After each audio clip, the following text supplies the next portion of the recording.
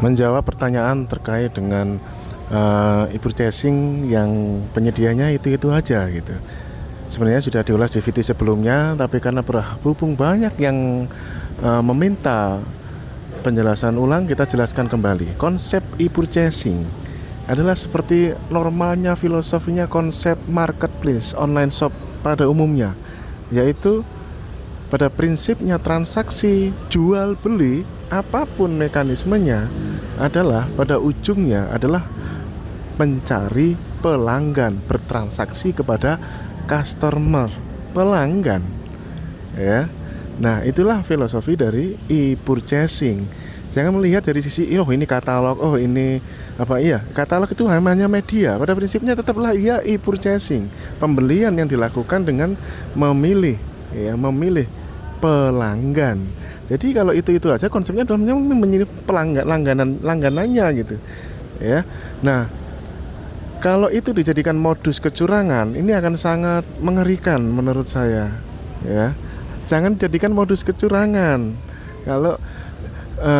Kalau transaksi yang itu saja, ya, justru itu malah yang benarnya, bahwa kita bertransaksi dengan pelanggan. Hanya saja kalau di kelas PPK misalnya, ya, kalau kita sering sarankan, ya, kalau mencari pelanggan, ya, kalau mendapatkan pelanggan, ya jangan satu, ya, binalah. Itulah gunanya peraturan LKPP nomor 4 tahun 2021. Binalah pelaku pengadaan sehingga Anda punya pelanggan itu lebih dari satu, ya, karena bagaimanapun dinamika proses jual beli barang jasa itu tidak ada yang sempurna rantai pasoknya. Pasti ada saat-saat dimana kita itu bisa mengerjakan, kita nggak bisa mengerjakan dan sebagainya, ya.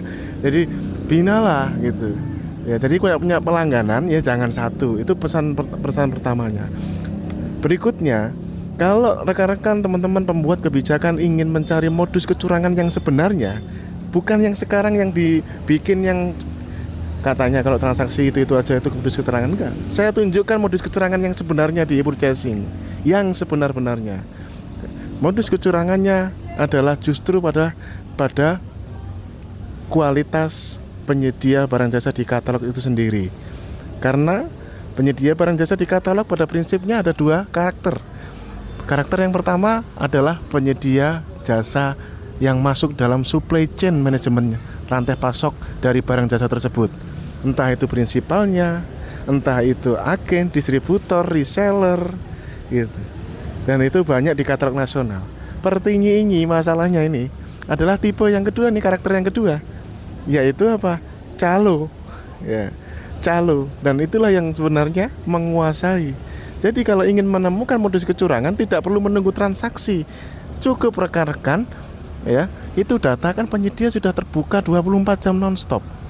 Saya sendiri kalau melakukan e-purchasing, langkah pertamanya pasti akan saya cek dulu, ya, itu penyedia di mana dia tinggal, di mana dia, kan itu alamatnya ada semua. Bapak Ibu, kita bodoh-bodohan lah kalau kita bertransaksi dengan pelaku usaha real yang punya toko, misalkan menjual laptop misalkan, dia memang pedagang laptop gitu. Bukankah itu akan lebih nyaman dalam jangka panjang daripada Anda bertransaksi pada calo-calo katalog, ya. Silakan, calo-calo katalog itu ya kalau disalahkan ya tidak ada salahnya juga, ya, sepanjang dia bisa menyediakan nggak salah kok.